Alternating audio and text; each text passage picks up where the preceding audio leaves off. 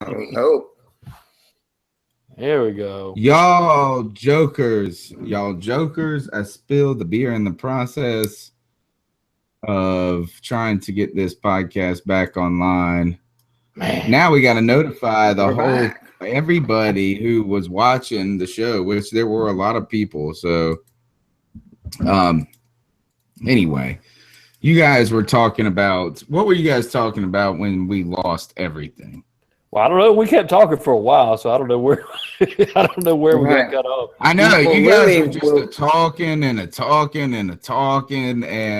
you didn't see me gone. We You were guys talking. were happy I was gone. We were happy I was gone. We were like Professor 2.0, man. You know, muted and booted. You know. All right. So the last thing I heard was this, Joey. Do you cheer for Latino coaches?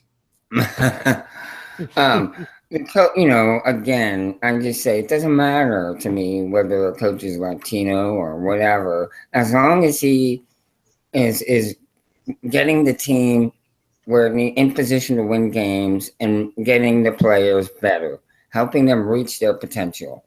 That's what I want. I don't care what color, religion, creed, whatever you may have. It doesn't matter to me as long as my team wins. That's what matters. You don't want a Puerto Rican head coach? Well, Ron Rivera's half Puerto Rican. Is so, yeah, he's Is half he Puerto half Rican, Mexican? half Mexican. Okay. Half Puerto Rican, half Mexican. His dad, I think it was his dad who was a Puerto Rican. He was in the Marine Corps. He was a drill sergeant. Wow, that sounds familiar. So tough. Yeah, tough guy. Tough guy. Sounds like your dad. Um, All right. So, okay. So, Ron Rivera obviously not going to coach the Rams. But black and blue. Wait a minute, Tony. Well, yeah, I'm sorry, man. One of the things we were talking about when we were off, and this is a subject near and dear to your heart. You wanted the guy 2 years ago badly. What if they offered you Todd Gurley straight up for Rivera? Oh, I would say, oh, wow.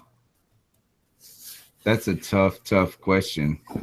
Because there is a theory that go ahead, man. There's a theory that I put out there, and I believe it, that coaches don't win games. Players win games. Coaches lose games. Give me the better players. I'll find a suitable coach. You can't win. Okay, how about this, Tony? You can't win with just good coaching. You got to have players. How about this? This is really tough. That's very Todd tough. Gurley for Ron Rivera and the Rams throw in a first-round pick? That's a no-brainer. Yes. That's a yes. Okay. All right. What So about Isaac Smith. This is what Isaac Smith said on YouTube was Todd Gurley and 2 number ones. That would never ever happen. See, I don't even think. Would you trade a number 1 for a coach? Period. What was the last coach that got traded? There was one just a couple years ago, wasn't there? It wasn't that long ago. Was it Chip Kelly? No. Who was it? It was somebody. And it seems like it was a second rounder. To me, if you took Todd Gurley and a second rounder this year, because they do not have a first round pick this year, by the way, for trading up to get that incredible quarterback they have. Right. The last NFL trade involving a coach was in 2002 when the Raiders sent John Gruden to the Bucs. Okay. Yeah. For 2 first-round draft picks. Hey, the precedent's there. Give me Gurley and next year and 2 second-round picks. That's some bull crap.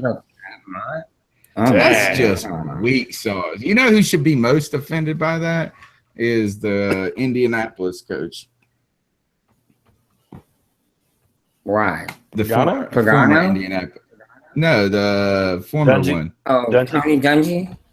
Yeah, the team that you traded basically a decade of your team. 2 first rounds and 2 second rounds is a huge deal. To get Gruden to win with Dungy's dude. But he did. He took him to the Super Bowl. So the ultimate question is this: would we trade Ron Rivera for Todd Gurley and a number 1 or a number 2? Let's go with Gurley and a 2. Would you take it? God, that is so tough. I feel like at this point in my life, I would say yes, just because of where I'm at in the season. But we should say no overall. Mm-hmm. We should just say no to the idea that a first-round pick would make this team that much better, period. And having Gurley, a good running back. This team is only a few players away from getting all the way back, man. So what's your answer? What's your answer, Mel? I'll be there to help Ron Rivera pack. Holy cow. Todd Gurley and a second rounder? Heck yes. Todd Gurley? You know how many I'm a Gurley man t-shirts we could sell?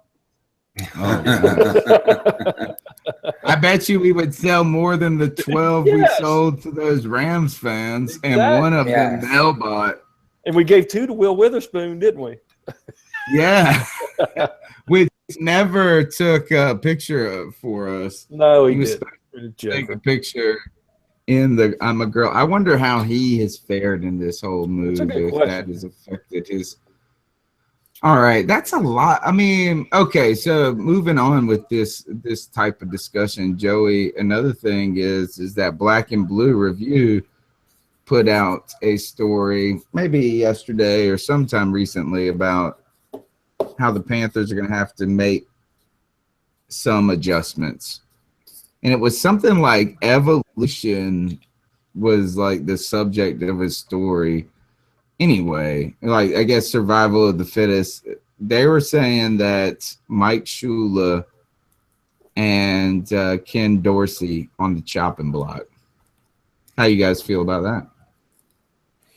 I'm all for it. God, Joey wants to fire everybody. Joey, why? I'm all for it. Definitely Ken Dorsey. Definitely. Cam's mechanics have been off this year, and that's probably more on Cam. He can get that back, but I think a different voice in his ear could help. Now, as far as Shula, I think there's some upside to Shula. Who was it? It was the podcast you guys had, what was it, last week with Louis T, right, from the Redskins. Right. He was commenting on how he envies our offense because we got so much motion going on, Corey Brown in the backfield, a lot of creativity, and that's all positive sides of Shula. My downside to Shula, the reason I'm ready to move on, you look at that article I talked about today, and it's not all on Jonathan Stewart in actuality. He's only had one 100-yard game this year. Mm-hmm. Man, we've got to find our running identity again. To have Mike Tolbert as your pretend fullback and to not have a true running game has killed our offense. And if we don't get that back, it doesn't matter what we do. So I'm in favor of getting rid of both of them. Bring in, hopefully, the coach in Cleveland gets fired, and we'll bring him in as our offensive coordinator, Hugh Jackson.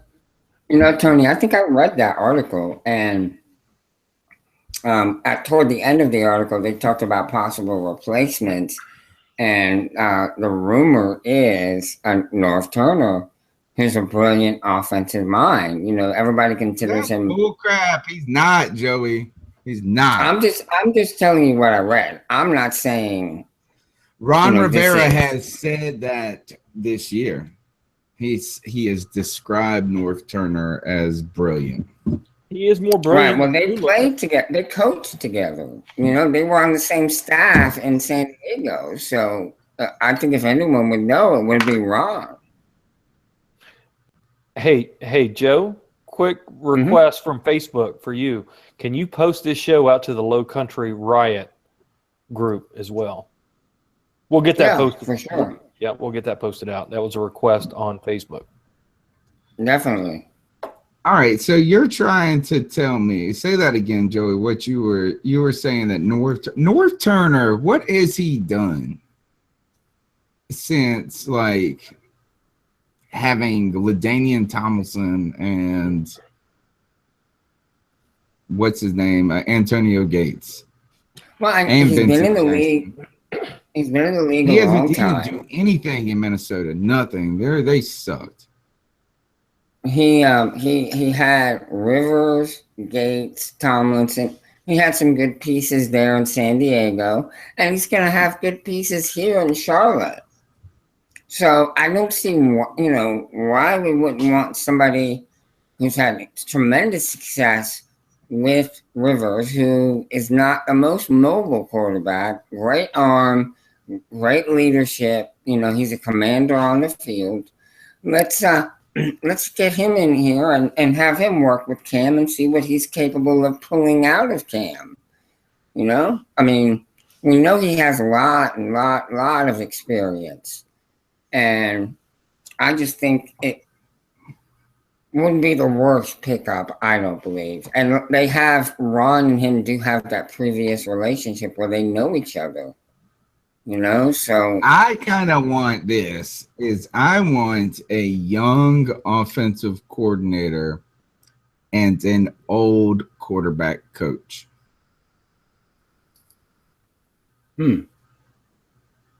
And so I want a guy who can call plays and in the new and current NFL and make the most of Cam Newton. But I want a quarterback coach that Cam Newton doesn't look at as completely a peer. Oh, I got the solution, man. All right, you want to hear it? Yeah, please. All right, here's the solution. We trade Ron Rivera to the Rams. We get Todd Gurley. We get a second-round pick. And then we go out, and you get this, right? We pick the best name in the NFL, and he fits your criteria. Young, upcoming, hip, game caller. Jim Bob Cooter. Oh, my God. I can't handle it, Jim Bob Cooter. How much fun would we have with Coach Jim Bob Cooter on the C3 podcast? I think I would change the name of the website to Cooter Chronicles. Oh my God. I bet you we get more views. I bet you we would get more views. Our page visits would quadruple. Yeah, like by 1,000 times. Cooter Chronicles. We're in the wrong business. All right, I'm a little disappointed by y'all, folks. Shaked says that he would drive Rivera to the airport. And then I think Isaac said this. Isaac said that he would take I think it was a number 2 in 2017, a number 1 in 2018 for Gurley and Rivera. Trades a 1 next year, a 2 this year for Rivera and Rivera for Gurley. So we get a first-round pick next year, a second-round pick this year, and Todd Gurley? No, I think we would have to give the picks. No. You can't get Todd. You could not trade Ron Rivera for Todd Gurley straight up. Straight up. You don't think so? Shoot. No way. In Why hell. not? Why not? So you think we have to give picks? Yes. No way. Yes. No way. What I mean, you go back to that Oakland Raiders Bucks trade, 2 first-rounders and 2 second-rounders. For one coach? We can't even get one running back who didn't I wouldn't give any. I mean, look, I'm not unhappy with Ron Rivera, guys. I'm not either. But you got to listen to him. But I wouldn't give much for him. That would be like, would you trade that much for Mike McCarthy? Well, no, but if they're putting out there that they want to trade for Rivera, I mean, it ain't going to be cheap. The precedent is 2 first-rounders and 2 second-rounders. So take a Pro Bowl running back, that should be a Pro Bowl running back, and a first-rounder. I got it wrong. He said Gurley and a number 2 in 17 and a number 1 in 18. Right, that's what. Yeah. Now, see, that's the champ of the C3 Fantasy Football League right there making that deal. Is that tell us about this, Mel, because I haven't looked at it. And the reason I haven't looked at it is that I feel like the holiday football schedule is so weird. It is. The Panthers playing on Monday night. I mean, that we ticked off somebody in the scheduling department to play Monday night and then turn around and also play Saturday. That's just brutal. But I didn't even know what day it was. I was watching football. Yeah. There was football on weird days. Today feels like a Monday to me, except for the snow. It does. Yeah, it's weird. Exactly. Do you think that having the NFL on every night of the week is a good thing? No. For viewers. You know what? I think it's good for viewers. I don't know, man. I think Mark Cuban was onto something where the NFL is expanding so much, it's going to cause its own fall.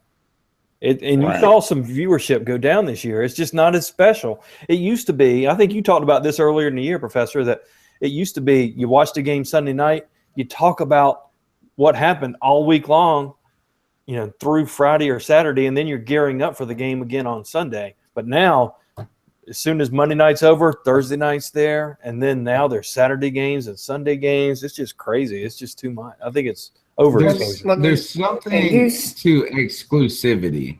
There's something cool to the idea that that it means something. And it's the anticipation.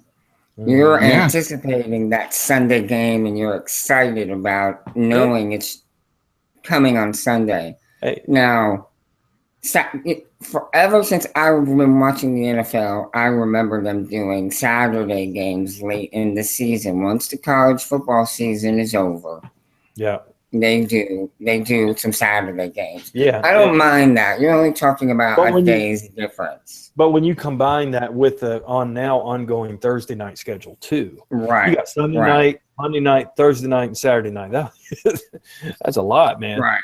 It is. It's getting to the point where I think that the problem that I have with it is how much you have to invest to be a fan. Mm-hmm. Like to be a hardcore fan. I think that, hey, let's chalk us up to saying we're hardcore fans. We have a damn website and a podcast. Like if that don't put you in the ballpark for that, I don't know what really does. And it becomes fatiguing, I think. Mm-hmm. It does. Where it's like you're working so hard to keep up with the pace that you usually do. It almost is that you wonder if they are catering a little bit too much to the middle when it comes to the football fan. You know how like in politics where when you're on the stump doing for the primary, you go to the base, and then when you get to the general election, you usually shift to the middle a little bit more to catch the people that are just casual politic followers. The casual football fan is that I feel like that you're trying to make the game more appealing to them, and it becomes fatiguing to us who watch it every day. No doubt about it. And I think honestly, the NFL has gotten greedy. I mean, I don't think that shocks anybody. And I love the NFL more than anything other than my friends and family and, of course, my faith.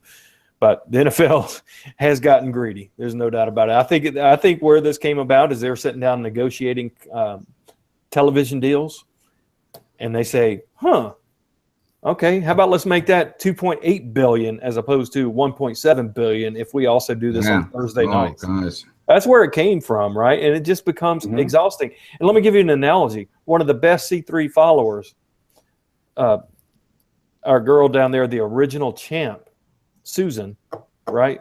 SC Susan on Twitter, who is awesome. She actually introduced our current fantasy football champ to C3. Favorite tweet of the year, Isaac puts out, big props to Susan for introducing me to C3. You got to check that out. But Susan lives in Myrtle Beach. Myrtle Beach is a place everybody wants to go. I want to go. I want to be there all the time. I'm in Vegas. I want to go to freaking Myrtle Beach. I want to play golf. I want to sit on the balcony and look at the ocean. I want to walk on the beach. I want to eat seafood.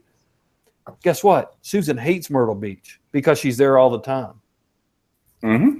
Overexposure. Too much of a good Guys, I thing wish I because of hated the everything. playoffs. Yeah, exactly. God, I wish I hated winning. You know what? I wish I hated back-to-back winning seasons. No, you would be a New I England wish I was Patriots there season. You'd be a New England every Patriot fan. year. Guys. Yeah, I mean, I get that. It's just, it gets to a point where it becomes a little taxing. Yeah. Is that, for instance, how about this? Let's talk about this game on Christmas Eve. Is that a typically, maybe, is it because we were in a losing season that I found the Christmas Eve game a burden? Oh, if something was on the line, I have family coming over. Like, I had a lot going on. We're supposed to be at church at 3:00. If it was a win, if it was a win and you're in type of game, you would have told the family to get on to church without you and bring back a tape. I probably would have DVR'd it and gone dark, and not talked to anybody and gone to church and come back. Okay, so I agree. It's because of our season that it was a problem for me. But how did you guys feel on Christmas Eve in the midst of all that, of the hecticness? And then you watch that first half of the game. I didn't really come back that much for the second half, personally. Kind of like the rest of the Panther team. Right. That's weak sauce, man. I've never been like this, dude. I've never, ever been like this in my whole life. Well, I can honestly say I've never been like that. I mean, I still haven't been like that, but I understand it. Like, I just was like, all right, well, I got to go to church, and I put my time, you know what I'm saying? And then we went.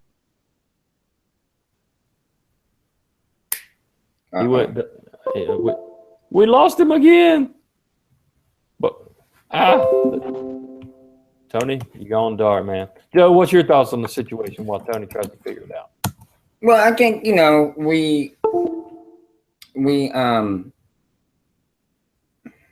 we had a winning season last year, and every game we wanted to watch because we wanted to just keep winning, right?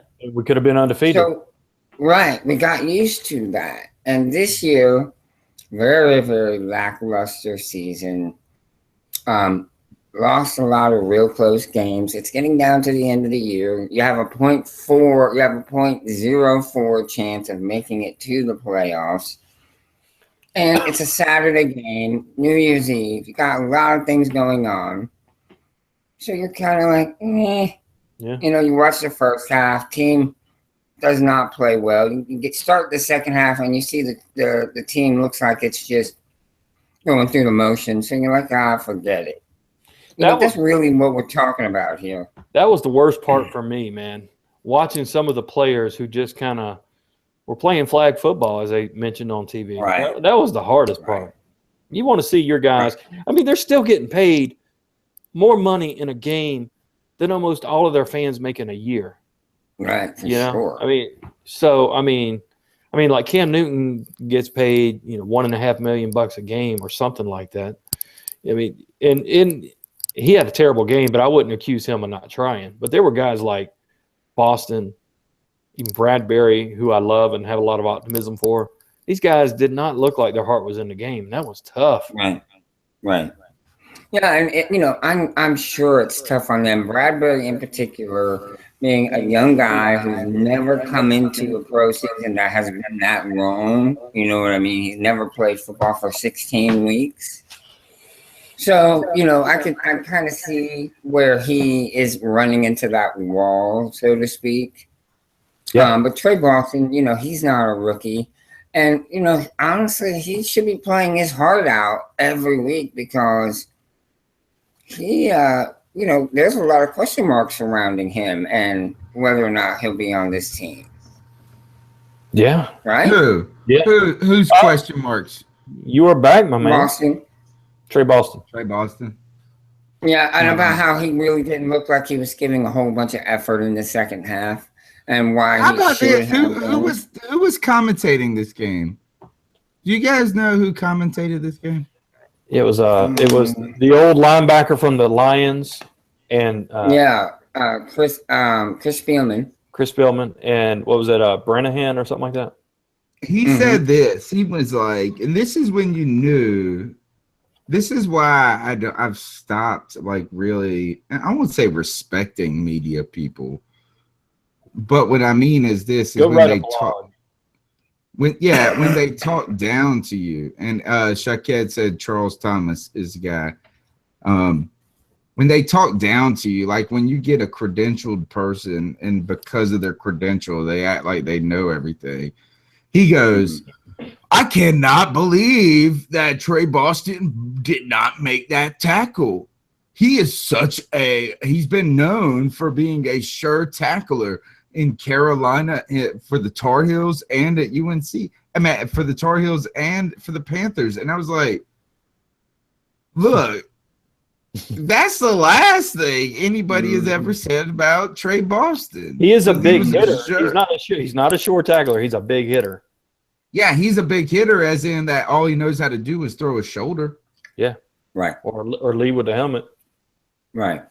But that was, There's no wrapping up with him. Nunza. Yeah. All right. So, Mel, I want to ask you this. You put a story up talking about the priorities of this team going forward. Right. And if you guys have already talked about this, then you can shut me down. Well, we did, but I don't think it was on the air. So go ahead. I don't think we were on the air. All right. So tell us what did you write about today?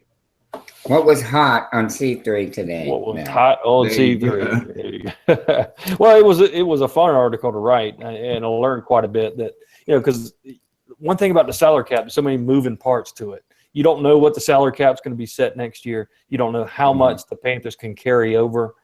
You don't know, who they're going to restructure, et cetera, et cetera. But by my estimations, going through the exercise I did, and you can go read the story out at CarolinaCatChronicles.com. So we're going to have thank you. We're going to have about 50. We're going to have close to $50 million potentially in money to do some things with.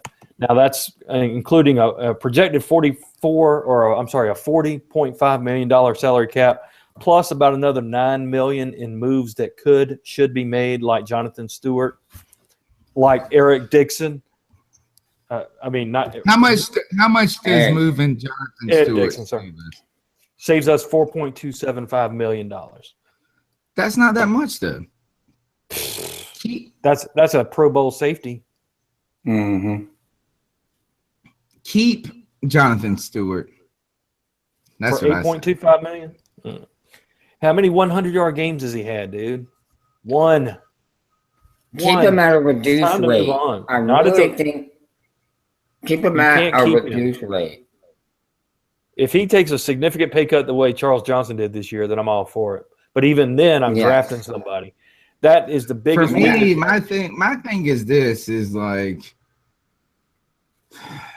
I don't think that when I look at Jonathan Stewart, that he's been a weak spot in this team at all this year. I think he had one of the best 2 years. He's he's been relatively healthy. He's had one 100-yard season, and he missed 3 games early in the year. What? 100-yard? What? 1,000-yard season? One 100-yard game this year. Oh, really? Mm-hmm. One, and that was the Washington game. Against the Skins. That's right. He's been in the 90s once or twice, I think. Once or twice. Most games. I feel like Shaiken says Gano needs to be cut. I'm with you on that. Mel is with you on that. Mel has no love for Gano. Oh, Gano, you did.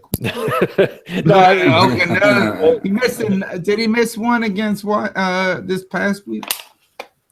Well, no. Against Atlanta? Yeah.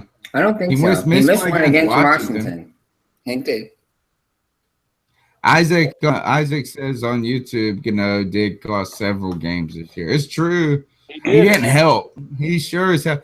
That Tampa Bay game, you can go ahead and put on Gano. Yeah, and I mentioned in the article we would say $3.1 million for cutting him, but you got to replace him. So who are you going to replace him with? So he is somebody to consider. Now another one I feel that may be a little controversial is Andy Lee, $3.4 million savings.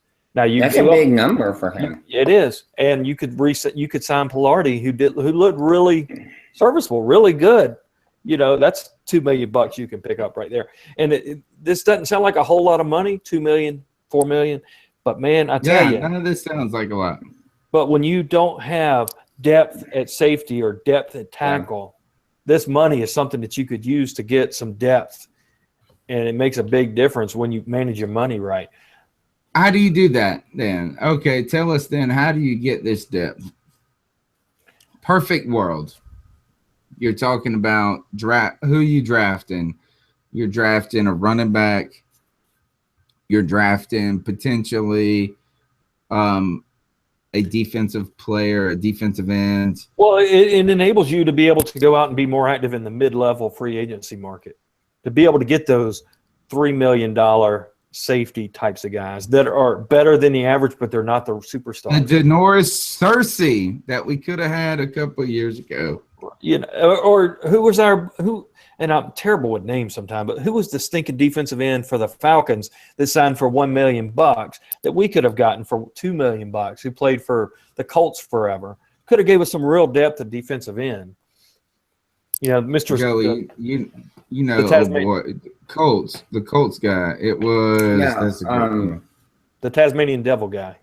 His name escapes me right now, but yeah, he played at Syracuse. All right. Well, somebody on YouTube will get it in just a second. Or Freeney. Dwight Freeney. Tony Snow. Tony Snow got it. By the way, Tony Snow, I think of Tony Stark. I was thinking of Tony Snow. Tony Snow is on YouTube right now, but also I think that Tony Stark is from Game of Thrones.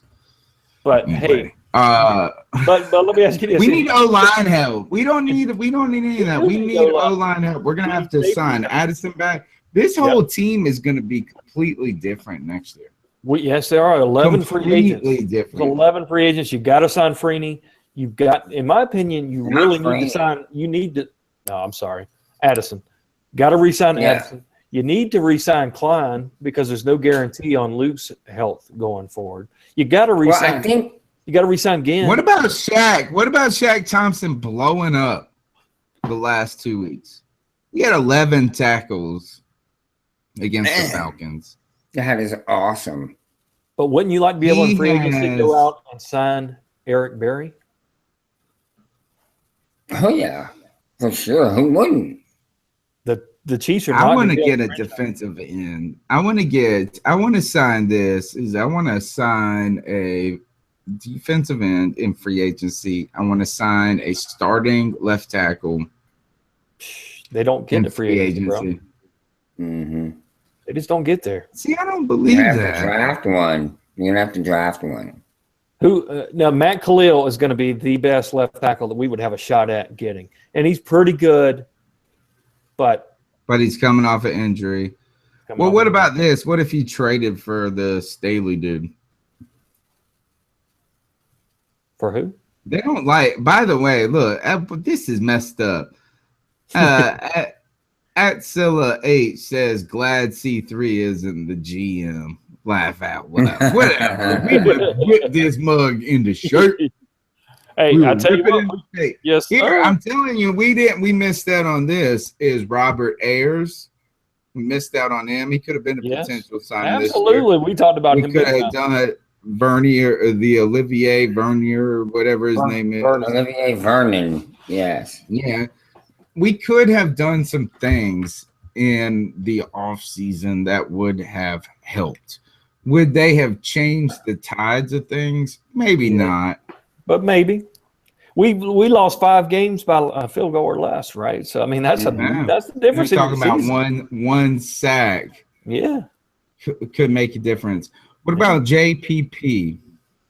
I'm down with JPP. Yeah, you know me. You know me. Have you seen him waving that hand around? No. It's kind of freaky. That is. I think it was called A Scary Movie or something like that.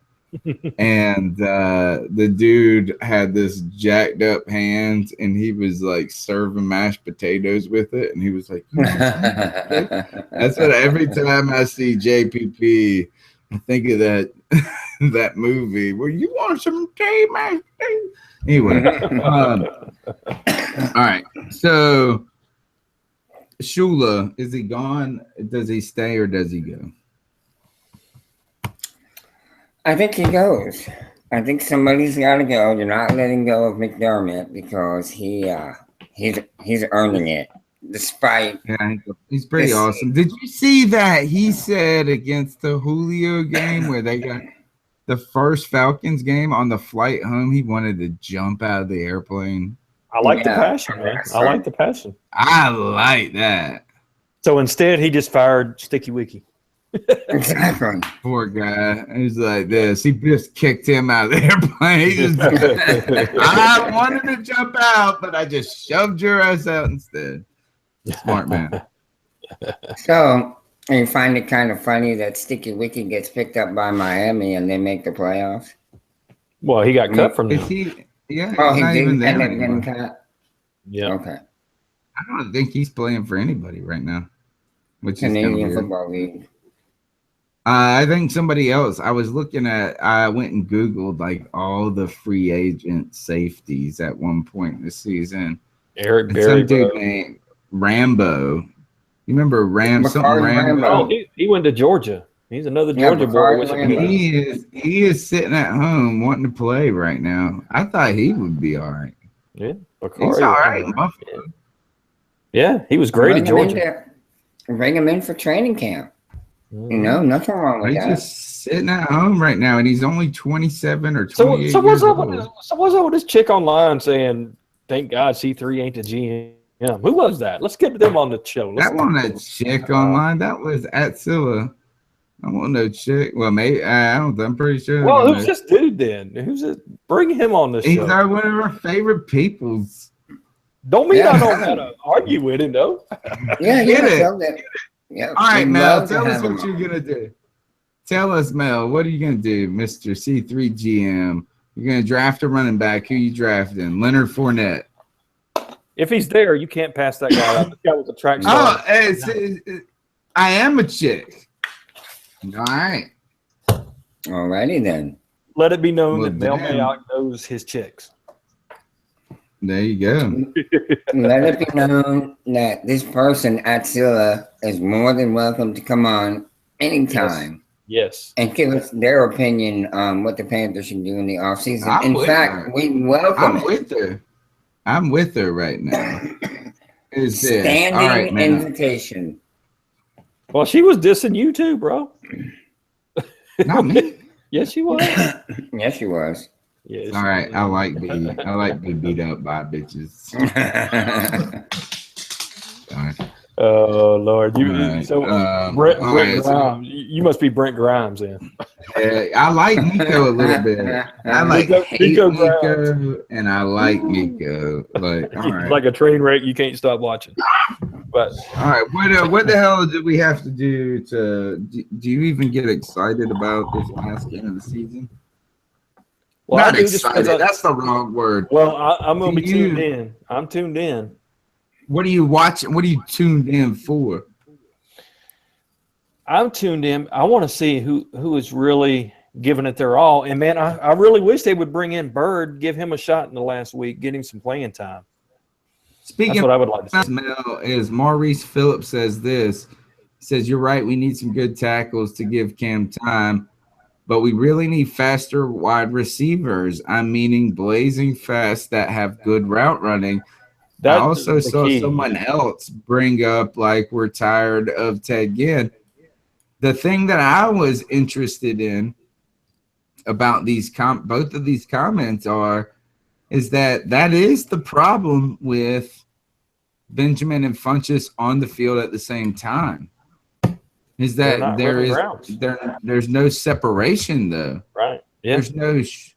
There's no separation in the short routes, nor is there after the catch yards. Imagine, let me throw this out there. Go ahead, Joe. Djax is a free agent. Look, Tony This Snow after- said that after on the end of this YouTube. year. Yes, I like this. I like where y'all are going. All right, sorry I C3GM, interrupted. C3GM. Go, Joe. Go. Yeah, definitely. Djax, bring him in, take a look at him, let him see Charlotte, let him meet Cam, let him meet the other receivers. You mix him in with Benjamin and Funches, and you got something there. You really do. Yes. Yes. He's What about the Brandon best. Cooks? What about Brandon Cooks? Yeah, he's a free agent. They're looking to move him, so that wouldn't be a bad thing. They don't have the salary cap to sign him. I take Brandon Right. Cooks What- over Djax. What But about? he's not ready. He's not ready to be signed. He's still got a whole another year or two before they even have to mess with it. Because he What came in the about- same year that Benjamin came in. So you get him for 5 years. Yeah, that's true. You got one more year. I think they were trying to move him, though. I mean, I did hear that he could potentially be up for a trade. You'd have to give up I'd give up a second round pick for Cooks. Hell yeah. Oh, I think that would be worth it. First round. Yeah. Man, I guess the big question is if we get a running back, whether it be whoever. When do we start looking at tackles? I mean, that's a great question. Yesterday. Yeah, that's a great question. Honestly, I'm looking at a tackle in round one. I love Fournette. He'd be tough to pass on. I don't think he's going to be there when we pick. I agree with that. So do you look Why at you guys Dalvin want to Cook? sign a injury-prone person, though?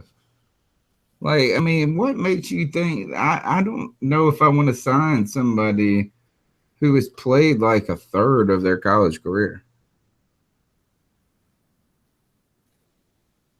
Dude, I mean, is he is. He's an elite running back. He reminds me of Adrian Peterson. That's really who I see when I see him running the ball. And AP had some minor.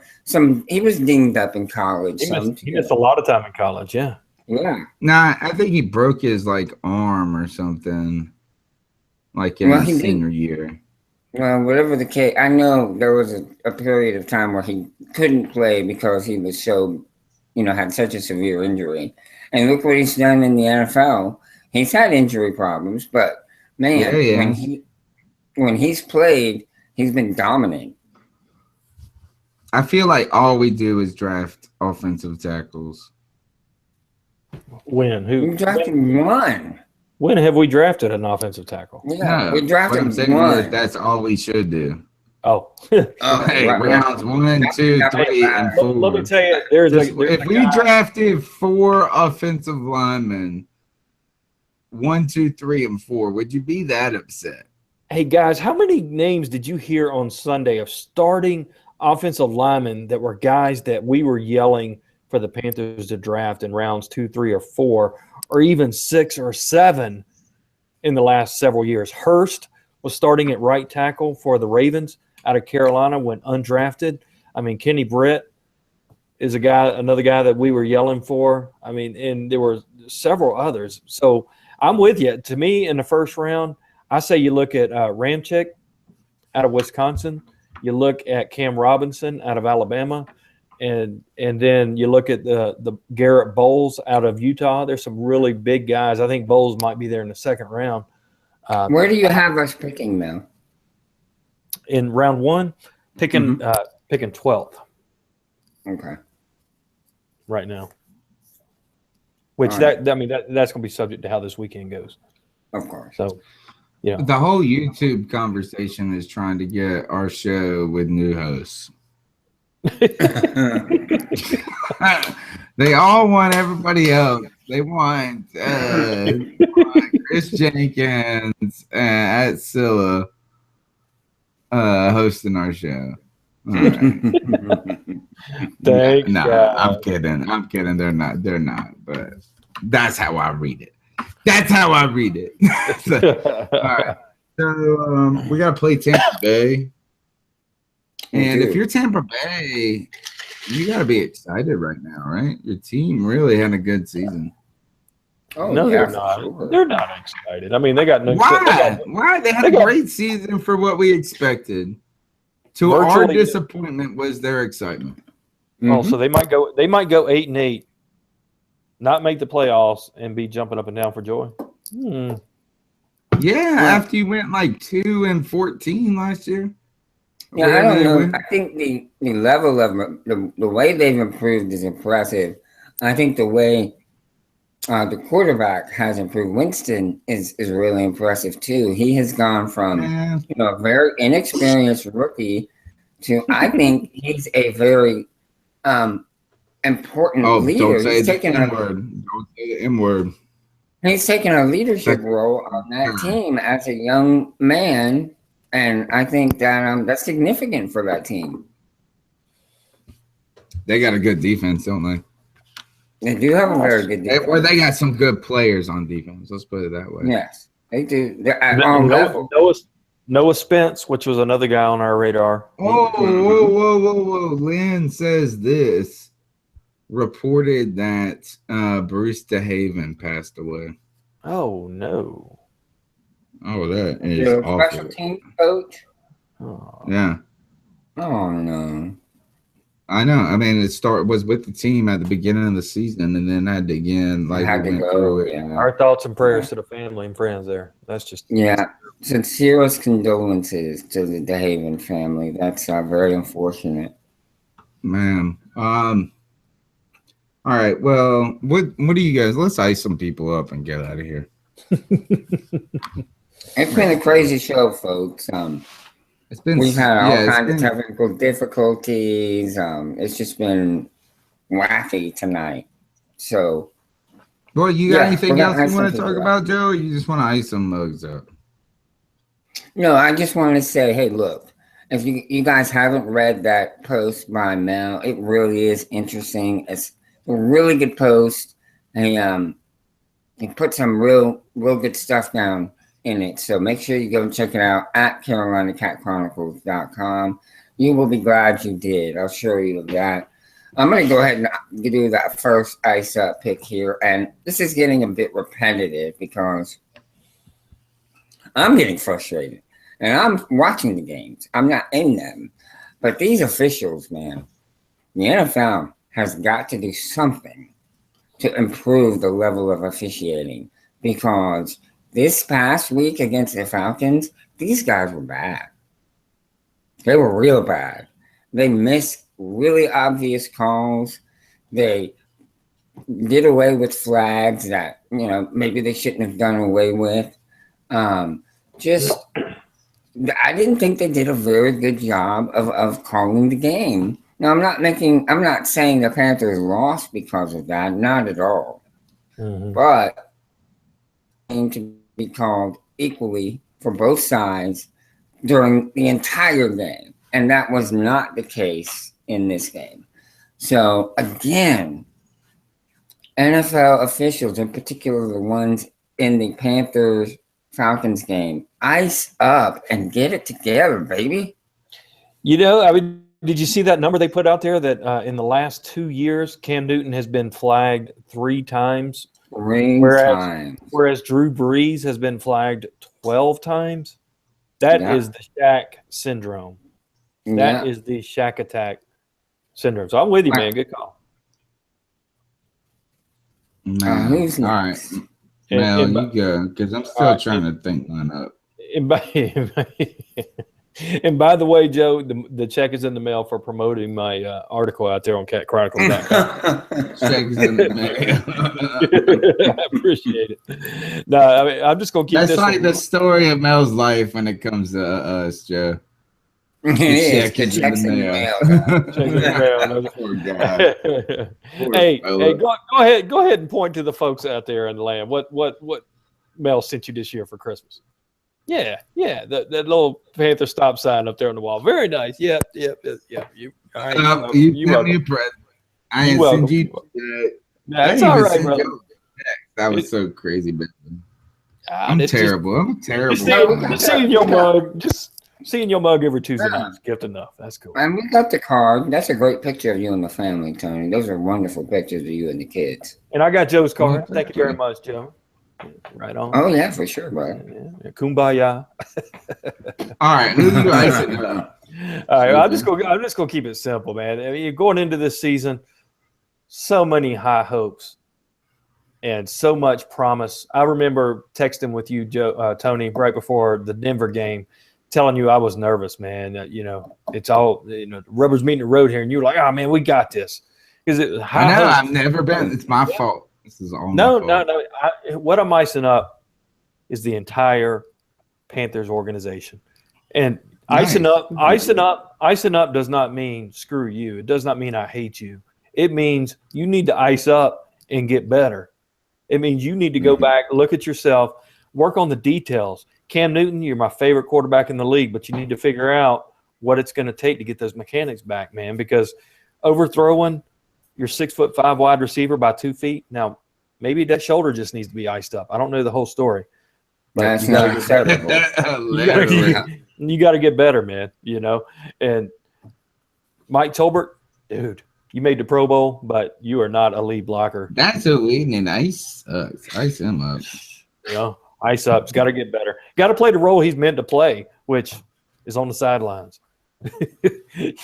I mean, from top to bottom, this team has got to get better. They got to look. I mean, Coney Ely, almost MVP of the Super Bowl, was promised to have a breakout season this year, was going to take it to that next level. Man, you find him on a milk carton before you find something good that he did this year. A lot of promise lost this year. The team needs to step away after this Bucs game. They need to step away, ice up, and then come back and give this team, this city, this Panther Nation what it deserves, and that's a winner. And I think we'll get it next year. But the whole organization, in order to get there, needs to ice up, in the great words of Steve Smith. For sure. Great ice up. I couldn't agree with you more. Somebody said that Steve Smith retired. He probably should. He said he was coming back to end things on his terms. Mm-hmm. Would he retire with one game to go? Who am I going to ice up? I want to ice up. I'm kind of with Mel on this. Is like we should just ice up the Panthers. We should ice up Dave Gettleman. Yeah. We should ice up all of this. I don't know. This is what I'm going to do is I'm going to ice up Cam haters. That's what I'm going to do. I'm going to ice up all the Cam Newton haters who are going to point to a 52% completion rate, where it's going to point to one of the lowest QBR rates for an NFL MVP. And I saw somebody wrote that this has really been in the last 6 weeks that this has happened. Anyway, the reason I'm going to ice all this up is it's so easy to look at Cam Newton and say he's the problem. But damn, I saw this great video of him going and visiting this kid. 10-year-old boy who's got a really severe heart condition. Cam chartered a plane to go to Alabama to see this boy. Wow. Yeah. I'm sorry I'm taking over, Tony, but I saw this today. But it was amazing. It was like the most moving one of the that kid, and it wasn't anything that Cam did. Cam just walked in the room. But boy, that kid was so beautifully excited. Yeah. So, I was watching that, and the last thing I expected that kid to do was to get up out of the bed and hug Cam Newton. And I showed it to Lindsay. She broke down crying. Yeah, it was amazing. I said, beautiful. I told her, I said, so many people hate this man, but they don't see what he does because he doesn't post it. He does not put his stuff out there like that. He doesn't care what people think. He does the right things. And all right. And so everybody on YouTube is going against me on this. Footwork, going off his back foot way too much. I'm surprised you won't ice him up, Tony. All these different things. Shaked wants me to ice up President Obama and John Kerry. for because he went anti-Israel on something recently. No, you think UN resolutions. All right, so we'll ice up Obama too for that. Thanks, Obama. Yeah, thanks Obama for 2016. And that was a big sad. Thanks to Trump and his crew. Is what that was. Right. I think the thing is the reason I'm not going to I'm icing up all the Cam haters too is that if you're just getting on to his footwork and that being a problem, then you come on. That's what we all knew that shit. And it's always been like that. It was still like that last year. The thing, and I'm going to say it, I said it a million times and I will say it a million more. Cam's a rhythm quarterback. Mm-hmm. And when he gets into a rhythm of success, he is amazing. But when he is unsure and uncertain, it translates into poor mechanics. I mean, but you think of this too, is that in this past game, I saw Ted Ginn drop a ball, Devin Funches on the same drive, and then Cam have an incomplete pass. So you have two drops, and then you have Cam miss a pass. Of course, it looks terrible on Cam, but had he had gotten a little rhythm in there, yeah, he would have been better. So anyway, I think Cam, like the rest of the Panthers, need to ice up, and the Cam haters need to ice up. Cam needs to get better. Has been hurt. I think Cam's hurt. I think you're right, Mel. I think there's something going on with Cam, not just his shoulder, but either that or they just put him on the shelf for the whole year, and they said, they're not going to run him at all. Mm-hmm. You know what I mean? There's something up. Either he can't run anymore, they're choosing not to run, or there's something going on. Yeah. Probably a little bit of all of it. All right. Yeah. Anyway, this is a C3 podcast brought to you by Carolina Cat Chronicles. Tuesday nights, full of difficulties. Sometimes they're technical. Sometimes it's just because these three jokers are hanging out for an hour or more talking football, being replaced by the very people that listen to them. Anyway, Joe, Happy New Year coming up. When is the New Year? Is it Sunday or Saturday or something like that? It is Sunday, Monday, something like that. Sunday. Is it? Sunday or Monday? Sunday. Yay. All right. Well, actually, I'm so excited to leave 2016 in the past when it comes to Me too. The Carolina Panthers. Mel, I've been thinking about the draft guide a lot. I'm ready to get working on that. I'm not moving this year. Excited about that. 2017 full of opportunity. And these people want to talk to you. Yeah, these people want to talk to you on Twitter. Aaron, how can they follow you? Anytime, catch me at Panthers Drafter. Ready to talk Panthers, ready to talk off season, ready to talk priorities. Go out to CarolinaCatChronicles.com, comment on my story. Interested to hear what you think. Also, follow me out there at drafttech.com. Got a new mock draft coming out every single Thursday between now and the draft. Go check it out.